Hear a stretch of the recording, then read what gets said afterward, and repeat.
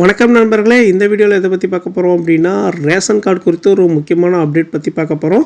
இது என்ன அப்டேட், என்ன சொல்லியிருக்காங்க அப்படின்னு இந்த வீடியோவில் பார்க்கலாம். ஸோ வீடியோ ஸ்கிப் பண்ணாமல் கடைசி வரைக்கும் பாருங்கள். அதுக்கு முன்னாடி நீங்கள் நம்ம சேனலுக்கு புதுசாக வரீங்க அப்படின்னா மறக்காமல் சப்ஸ்கிரைப் பண்ணிவிடுங்க. அப்படியே பக்கத்தில் இருக்கக்கூடிய பெல் பட்டனை கிளிக் பண்ணிவிடுங்க. அப்போ இது போன்ற முக்கியமான தகவல் போது நோட்டிஃபிகேஷனை உடனுக்குடன் வரும். வாங்க வீடியோக்குள்ளே போகலாம்.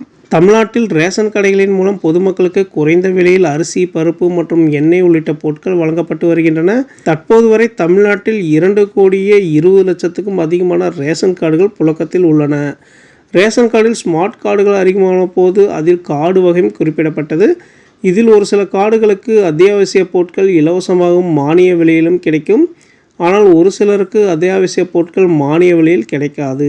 இதற்கு முக்கிய காரணமே கார்டு வகை தான். இந்நிலையில் ரேஷன் கார்டு வகையை எளிதாக மாற்றிக்கொள்ள பொதுமக்களுக்கு ஒரு அரிய வாய்ப்பு ஏற்படுத்தப்பட்டுள்ளதாக உணவு மற்றும் நுகர்வோர் பாதுகாப்புத்துறை அமைச்சரின் சக்கரபாணி அவர்கள் தெரிவித்துள்ளார்.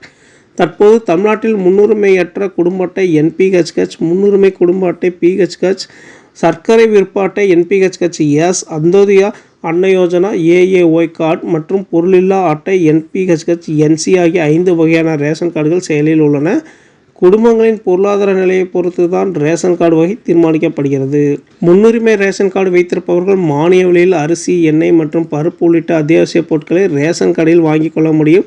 ஆனால் முன்னுரிமையற்ற ரேஷன் கார்டு இருந்தால் குறைவான சலுகைகளே கிடைக்கும். பொருளாதாரத்தில் பின்தங்கிய மக்கள் யாரேனும் முன்னுரிமையற்ற ரேஷன் கார்டு வைத்திருந்தால் அவர்கள் உரிய ஆவணங்களுடன் விண்ணப்பித்தால் முன்னுரிமை ரேஷன் கார்டு கிடைக்கும்.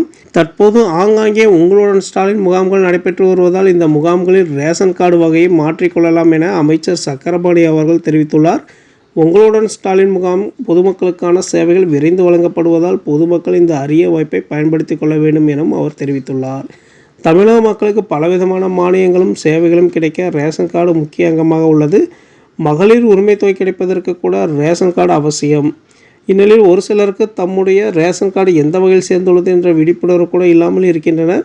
பொதுமக்களுக்கு இது குறித்த விழிப்புணர்வு ஏற்படுத்தும் தமிழக அரசு நடவடிக்கை எடுத்து வருகிறது. புதிய ரேஷன் கார்டுக்கு விண்ணப்பிக்க விண்ணப்பதாரர்கள் விண்ணப்பிக்கும் போதே கார்டு வகை சரியாக தேர்ந்தெடுத்துக் கொள்வது நல்லது. ஓகே நண்பர்களே, இது போன்ற ரேஷன் அட்டை சார்ந்த அனைத்து தகவலும் தெரியணும் அப்படின்னா நம்ம சேனலை சப்ஸ்கிரைப் பண்ணிக்கோங்க. நன்றி.